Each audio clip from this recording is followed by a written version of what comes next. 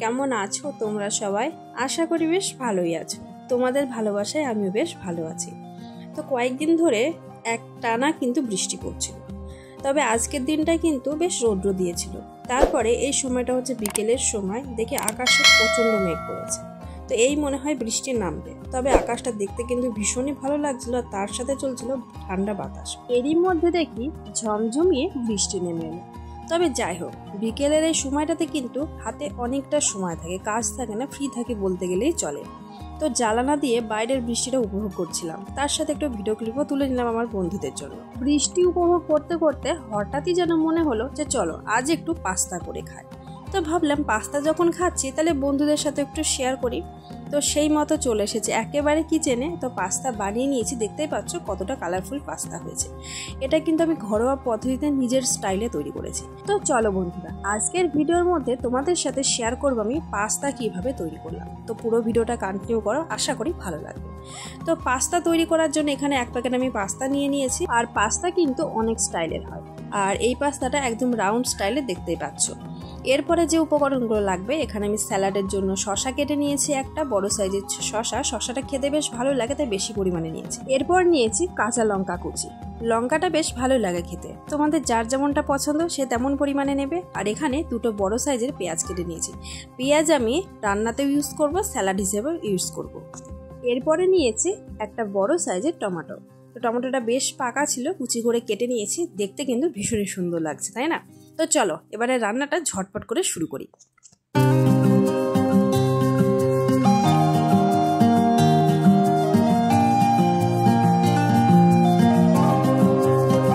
Gas ওভেনের উপরে কড়াই বসিয়ে দিয়েছি, দিয়ে দিচ্ছি এখানে পরিমাণ মতো জল। পাস্তাটা সেদ্ধ করতে যে পরিমাণ জল লাগবে সেই পরিমাণ জল আমি অ্যাড করেছি। কড়াইটা বেশ গরম হয়ে গেছিল, দেখে বুঝতেই পারছো তোমরা ধোয়া উঠে গেছে। জলটা হালকা কিন্তু গরম হয়ে গেছে, যেহেতু কড়াইটা আগের থেকে গরম ছিল।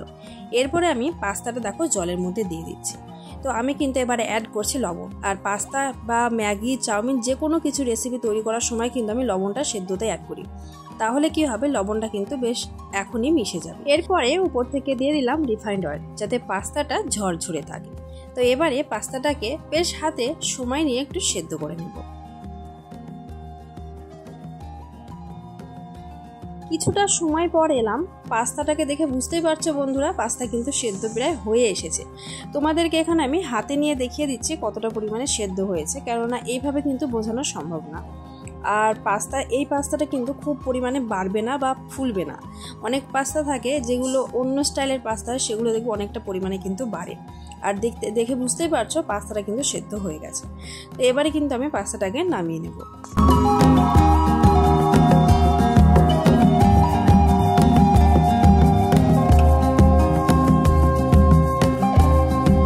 পাস্তাটাকে আমি ফুটো একটা ঝুড়ি ছিল সেটার মধ্যে কিন্তু এইভাবে ঢেলে নিলাম, তাতে করে কি হবে গরম জলটা কিন্তু ঝরে যাবে। এরপরে আমি উপর থেকে আবারও ঠান্ডা জল কিন্তু দিয়ে দিলাম, এতে কি হবে পাস্তাটা কিন্তু ঝরঝরে থাকবে। তো এরপরে একটা আমি বাটির উপরে দেখো ওই ফুটো ঝুড়িটা রেখে দিয়েছি, যাতে ভিতরে যে পরিমাণে জলটা জমে রয়েছে সেই জলটা কিন্তু ঝরে পড়বে, জলটা ওর মধ্যে জমে থাকবে না। আর হ্যাঁ, তোমরা চাইলে মাঝে মধ্যে কিন্তু পাস্তার মধ্যে চামচ বা যে কোনো কিছুর সাহায্যে একটু নেড়ে চেড়ে নেবে, তাহলে পাস্তাটা কিন্তু কোনোটার সাথে লেগে থাকবে না। যাই হোক, ওদিকে পাস্তাটা সেদ্ধ করা হয়ে গেছে। কড়াই দেখো আবারও আমি রিফাইন্ড অয়েল দিয়ে দিয়েছি। তো এখানে আমি ডিমের ভুজিয়া বানিয়ে নেব। পাস্তাতে আমি ডিম ব্যবহার করব, যারা ডিম পছন্দ করো না তারা কিন্তু স্কিপ করতে পারো। তো এখানে অফ ক্যামেরায় কিন্তু দুটো ডিম আমি ফেটে নিয়েছি। তো দেখতেই পাচ্ছ ডিমের কিন্তু ভুজিয়া বানিয়ে নিচ্ছি। আর ডিমের যে পরিমাণে লবণ লাগবে সেই লবণটা কিন্তু আমি ডিমের ভুজিয়ায় অ্যাড করে দিয়েছি। তো অনেকে পাস্তাতে আলুও অ্যাড করতে পারো, এছাড়া অনেক রকম মশলা সবজিও অ্যাড করতে পারো। আমি সেটা করছি না, আমি একদম নর্মালভাবে আমি নিজের স্টাইলে পাস্তাটা তৈরি করছি। তো বন্ধুরা, ভিডিওর এই পর্যায়ে এসে তোমরা এখন যারা ভিডিওটি দেখছো, যদি ভিডিওর কোনো অংশ ভালো লেগে থাকে তাহলে চ্যানেলটিকে সাবস্ক্রাইব করে পাশে থেকে যাবে, আর মিষ্টি করে একটা কমেন্ট করে যাবে। সেই কমেন্টের মাধ্যমে চলে যাব তোমাদের পরিবারে।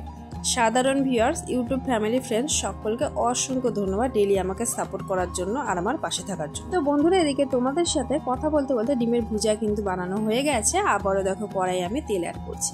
তো আমি কিন্তু পাস্তাটা রিফাইন্ড অয়েলে তৈরি করব। পাস্তা রেসিপি বা যে কোনো ফ্রাই এরকম ধরনের স্পাইসি রেসিপিগুলো যদি রিফাইন্ড অয়েলে রান্না করা যায় তাহলে কিন্তু শরীরটা ঠিক থাকে, শরীরের পক্ষে ভালো আর কি, স্বাস্থ্যের পক্ষে। তো যাই হোক, তেলে দেখো আমি উপর থেকে পেঁয়াজটা দিয়ে দিচ্ছি, তার আগে আমি গোটা জিরে অ্যাড করেছি। এবারে দিয়ে দিলাম কাঁচা লঙ্কা কুচি। তো আমি পেঁয়াজটাকে কিন্তু হালকাভাবে ফ্রাই করে নেব, খুব বেশি ফ্রাই করব না। ব্রাউন কালার আসার আগে পেঁয়াজটা যে পর্যায়ে থাকে সেই পর্যায়ে কিন্তু আমি ফ্রাই করব।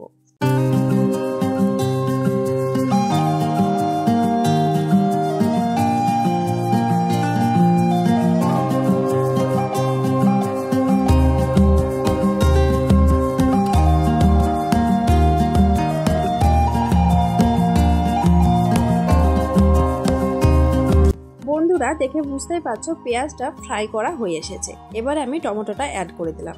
টমেটো অ্যাড করে দিয়ে কিন্তু আমি আবারও বেশ কিছু সময় ফ্রাই করে নেব। তবে এর মধ্যে এখন আমি কিছু গুঁড়ো মশলা অ্যাড করব। তার আগে টমেটো আর পেঁয়াজটাকে 2 মিনিট মতো ফ্রাই করে নিই।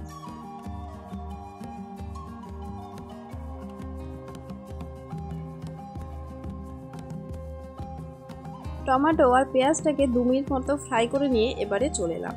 তো এক এক করে অ্যাড করছি, দেখো পরিমাণ মতো লবণ, তার সাথে হলুদ অ্যাড করলাম, আর এখানে একটু লঙ্কার গুঁড়ো অ্যাড করেছি কালারের জন্য, আর এখানে একটু ধনিয়া গুঁড়ো অ্যাড করলাম, আমি কিন্তু জিরে গুঁড়ো অ্যাড করিনি। তো এই হচ্ছে মশলা, আর কোনো কিছু না। প্রত্যেকটা মশলা দেখতে পেলে সামান্য পরিমাণে আমি অ্যাড করেছি। এবারে আমি এই মশলাটাকে হাতে 3 থেকে 4 মিনিট সময় নিয়ে একটু ফ্রাই করে নেব।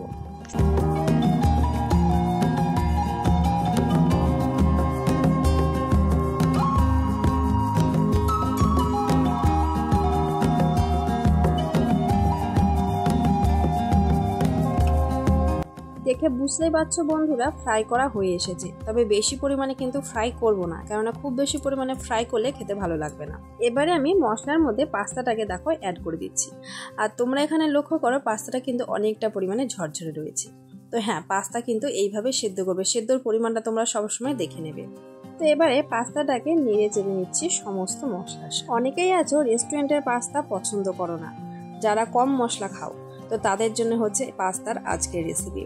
তারা ঘরোয়া পদ্ধতিতে অল্প মশলা দিয়ে বাড়িতেই এইভাবে তৈরি করে ফেলতে পারো পাস্তা, খেতে বেশ ভালোই লাগবে।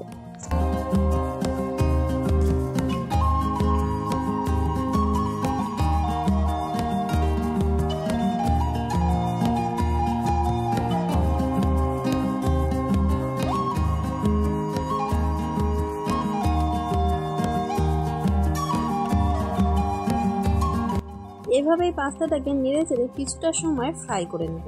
তারপর আমি ডিমের ভুজিয়াটা অ্যাড করে দেবো। এখানে আমি ডিমের ভুজিয়াটা অ্যাড করে নিয়ে চলে এসেছি, মাঝের ভিডিও ক্লিপটা মিস করে গেছি, সরি বন্ধুরা। তো দেখতেই পাচ্ছ পাস্তা প্রায় রেডি হয়ে গেছে। আর সব শেষে কিন্তু আমি ম্যাগি মশলা দিয়েই কিন্তু পাস্তাটাকে কমপ্লিট করব। তো পাস্তা রান্না কিন্তু কমপ্লিট, আর ম্যাগি মশলা অ্যাড করলে কিন্তু পাস্তাটা খেতে কিন্তু বেশ ভালো লাগে। তো চলো এবারে পাস্তাটাকে সার্ভ করে নিই।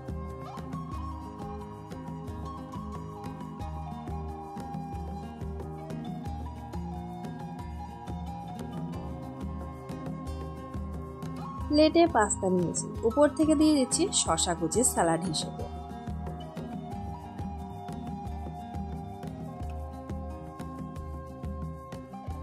এরপরে দিয়ে দিচ্ছি পেঁয়াজ কুচি।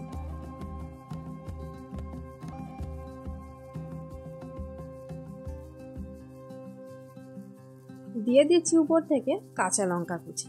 যারা ঝালটা পছন্দ করো তারা বেশি পরিমাণে অ্যাড করবে, আর যারা ঝালটা পছন্দ করো না তারা এটাকে স্কিপ করবে। এবারে অ্যাড করব টমেটোর সস। এটা অ্যাড করলে কিন্তু পাস্তা রেসিপি পুরোপুরিভাবে কমপ্লিট হবে। তো সসটা বোতলে ছিল, আর আমি এক হাতে ভিডিও করছিলাম, এক হাতে সসটা দিচ্ছি, তো তাই ঠিক মতো কিন্তু দেওয়া হয়নি, এভাবেই দেওয়া হয়েছে।